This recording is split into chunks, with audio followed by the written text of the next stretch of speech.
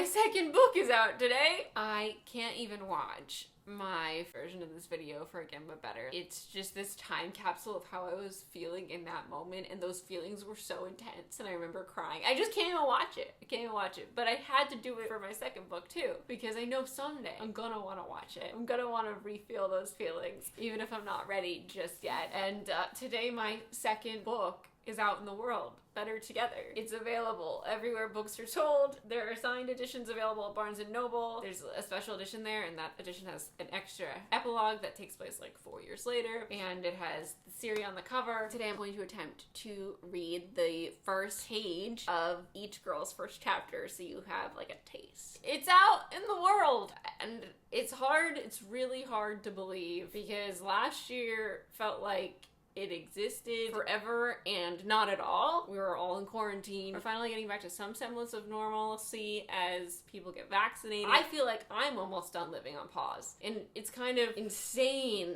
to me that the first sentence of Better Together is, I'm almost done living on pause. I wrote that way before the pandemic. Like, I wrote that line as like the first sentence of the third paragraph back like last August. Or before that. It was the 3 first chapters that I submitted to my publishing company when I was pitching them my next book. And we all had to press pause on our lives for a year. Like so many of us, I thought that we were going to be through this by June of 2021, but we're not. We're almost done living on pause. My second book is out. The audiobook is out. Oh my gosh, we have to talk about the audiobook today. I didn't get to go and watch the audiobook be made this time around, but I did send over questions for the narrators. They sent some answers back, and they sent clips of themselves recording the audiobook. I'm gonna react to those on camera today, because it's always like such a shock to hear it for the first time. With Again But Better, it was like this at first. I was like, ah! But then I adapted and got used to it, and it was fine. You gotta like push through when it's your own work, because it's this shock to the system to hear somebody else saying it and doing it in their own way. Because obviously not everything's gonna be the way that you imagined it, and it takes a second to let go of that like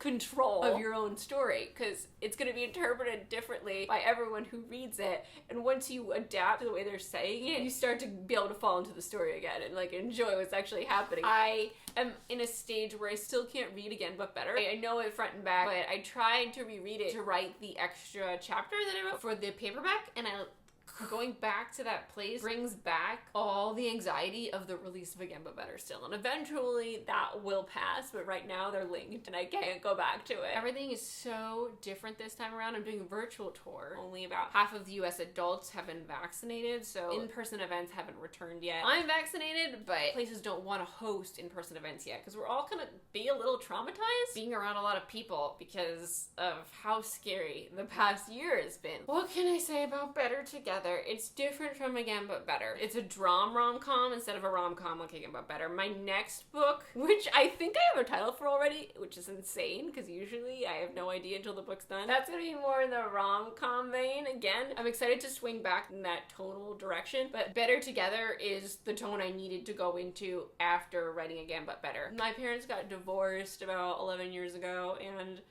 it kind of feels like it just never ends. Those feelings and the way it has affected myself and my siblings, it kind of came to a crux inside me. Like I needed to funnel that into something. And I ended up funneling those emotions into my 2 leads for Better Together. Like I wanted to write something about growing up in the landscape of a messy divorce, but I didn't want it to be depressing. I wanted to do it in a comedic, fun way. So I was like, how do I do divorce in a comedic, fun way? I had this brainstorm in 2019, and I started thinking about the Parent Trap and how fucked up that decision that those parents made was. How about you take one kid and I take one kid, and we go our separate ways and like pretend that the other one never happened. Then the girls meet up when they're 11. That's weird, man. That's a weird thing they did. I love that. I love the darker side of the Parent Trap, and I started digging in from there. This is divorce, and I can use this trope to do like my divorce story in the fun way I want it to be. I'm gonna try to read the first page today, and then we'll listen to Carissa read the first page in her perfect voice. Last time with Again But Better, I said I was gonna read the first chapter, and I couldn't do it because Brittany was so good that I was embarrassed to even read it. So I haven't listened to them, so hopefully I won't be as embarrassed. After listening to the audiobook, it's like you can't do anything yourself. They're professionals, and now you sound stupid. Part 1, Rediscovering. Chapter 1, Angst. I'm almost done living on pause. Mom and I aren't pause people. We're a 1.5 speed household on our least productive day. We're always moving. Productivity is an itch, one that most likely stems from Mom and her fervor for the keys to success. She doesn't reference them in our current day-to-day, but she spouted them incessantly through my preteen years. The keys to success include, but are not limited to, goal setting, passion, preparation, discipline, perseverance, and luck. I've taken them all to heart. Preparation is my favorite key. The rest are fine, they're respectable, but preparation soothes my soul. If you don't regularly prepare to utilize your time efficiently, your goals just get further and further away. I've been preparing for my ballet career my entire life. I'm always en route to the next practice, getting ready for the next performance, training harder, honing my craft. I crave the chasse prep before I leap. I like to be over the floor, not on it. I live for the moments of perfect weightlessness when I'm propelled into flight by nothing but my own strength and will. And I've spent the last 12 weeks shackled by gravity. This injury has been an unexpected hiccup, but it's a hiccup that's almost over. Ta-da! I did it! I made it through the paragraphs. The first chapter is a series chapter. Should I do the same thing for Jamie? Jamie's first chapter is chapter 3. A girl is mildly traumatized. Next up tonight, we have a charming young comedian. You've seen her around. She works tickets outside the club. James George Fedorov. The crowd cheers mildly as I skip my way to center stage and stop in front of the mic. 10 minutes. I have an entire 10 minutes. I shake out my limbs, feeling more tense than usual. I've got this. I fucking got this. Hey, I'm Jamie George Fedorov. Adrenaline spikes through me as I take the mic off the stand. You've definitely never heard of me. I am but the humble semi-only child of a Hollywood producer. The crowd chuckles. Yeah, my dad's a producer. I throw on a haughty accent. He fancies himself an auteur. I nod to the crowd. For those of you who are unfamiliar, that's film slang for pretentious white man. I pull on a smug grin. My father, the auteur, I owe him so much. Most notably, my charming dickish Hollywood nature.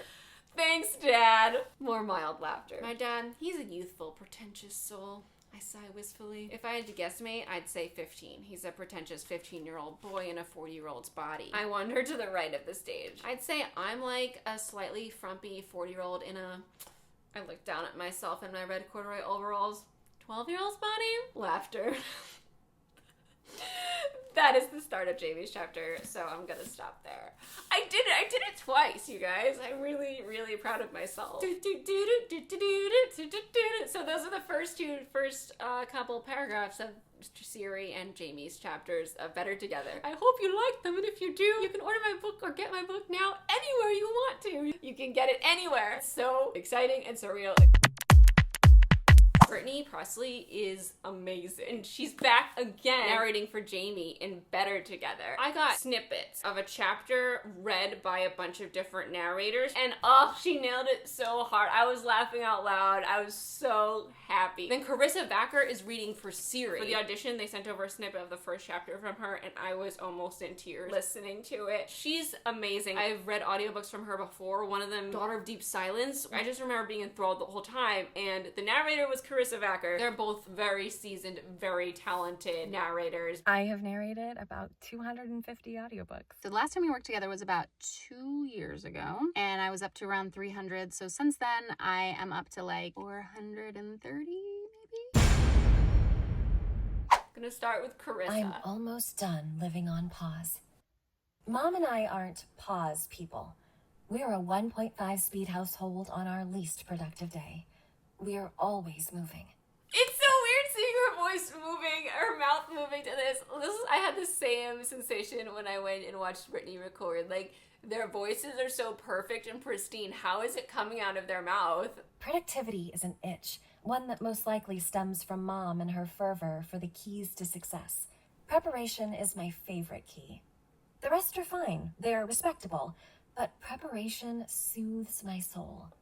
If you don't regularly prepare, my heartbeat ticks up. Longer? How much longer? How much longer? Sorry, Miss Mazza. I thought this was clear after Whoa! our initial appointment. Whoa! I thought this was clear after our initial appointment. Wow! What a great man voice! Okay, here we go with Brittany as Jamie. I've heard her read some of chapter 6, because that was what the auditions were. A girl is off to Colorado. Apparently. Jamie, August 27th, Thursday afternoon, California. A pleasant, gentle knock sounds behind me. I turn to find Dawn leaning against the door jamb in hot pink jeans, light pink crop top, and matching pink leather jacket. Hey, hey, hey, Lady Torres! I yell from the leaning clothes. Well met, Lady Fedorov. What doth I ask is up. We did a scene together in terrible Old English. Damn. What's your favorite type of character voice to do? Like, is there a certain accent? And do you enjoy putting on an accent, or is it stressful because you have to keep it on for hours and hours at a time? I love first person narration, just like this book and Better Together. So I got to live in Siri's voice the whole time. So it was like doing a stream of consciousness monologue throughout the narration part. That's my favorite because I really feel like I get ownership of the character, and I love to feel how the character grows. Like, I notice my voice in chapter 1 of the book for that character feels very different than it does in the very last chapter of the book. Chapter, I think 103 it was for this one I just finished. So it's really fun to like feel how they evolve and change, and the author does that, and it's fun to like feel that channel through me. I love an accent. I do a fair amount of Southern accent books because I'm from the South originally, so that comes very naturally to me. I consider myself pretty good with accents. Boston, though, baby. Cannot do it. Sometimes I love an accent. When there's a bunch of characters, I love an accent because it's like, oh my gosh, I'm just looking for something to make this person different, especially with men. It's like, oh my gosh, there's so many man voices I can do. I do a lot of accents. I am from the South. I'm originally from Texas, so I really always love a Southern book that's super fun for me. And for some reason, I've always been cast in a lot of things with British characters, so I get to do that often. I feel like I have a lot of comfort with that world. Maybe it was from England in a past life. We're gonna say that happened. If you had to befriend one of the characters from Better Together, who do you think it would be? I think I would choose Dawn. Dawn was such a fun character to voice, and just to like feel her vibe was so clear right off the page. She's so warm and empathetic, and also intelligent and kind and driven, and she's got like these beautiful pearls of wisdom. And like every time I would be reading Dawn, I was like, Dawn, I want to hang out with you. So it's funny that you asked me this question because I legitimately had that thought while I was narrating. It would be Zarar. I like that Zarar is kind of like down to just try. And I appreciate that in a person, in a character, in a philosophy of life. And I also think he's just like a great friend because he's super honest, but super encouraging. I think we all need someone like Zarar in our lives.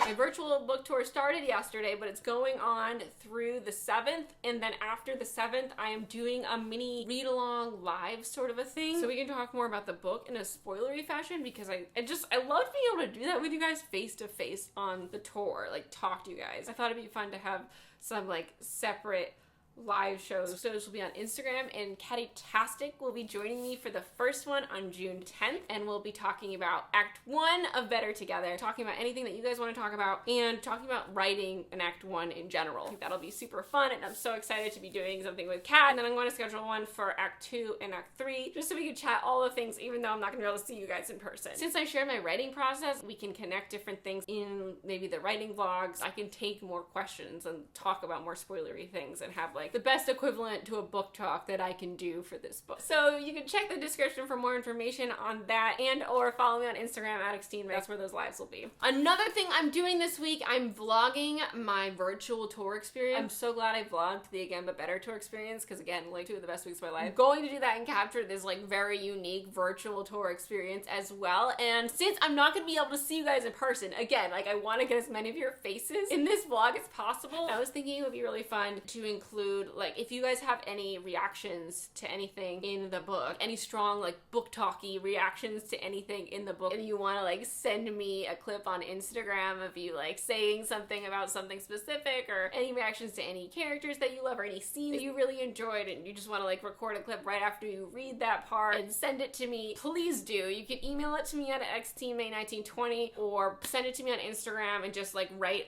me a note underneath it that this is like a reaction, and I can turn on my camera and I can react to your reaction and then have that in the vlog of the week of release. And I think that'll just make it feel like more of a social face-to-face interaction time. Obviously, please don't send anything cruel or inappropriate. I feel like I'm handling the anxiety of this experience much better than I did the first time around for Again But Better because I didn't have 2 years of therapy under my belt at that time, but I'm definitely not experiencing it to the degree of terribleness that I was experiencing it for Again But Better. I am experiencing it, but just, it's like more in waves and less like a consistent terribleness leading up to the release. Knock on wood, knock on wood. This book was inevitable for me. I was going to write a book like this, and it's here now, and it's out, it exists. Really excited for you guys to meet Jamie and Siri. I really hope you like the book, and if you don't, I hope you like the next one. Like, everyone doesn't like every book, and that's natural and fine, but I really hope you do. I hope it brings you smiles and laughs and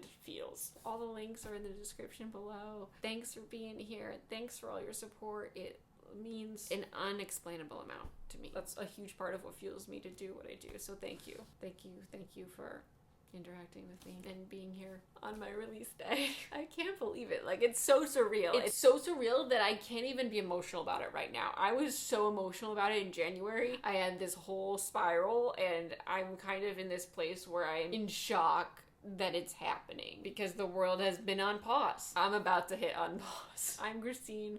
I'll see you next time. Bye!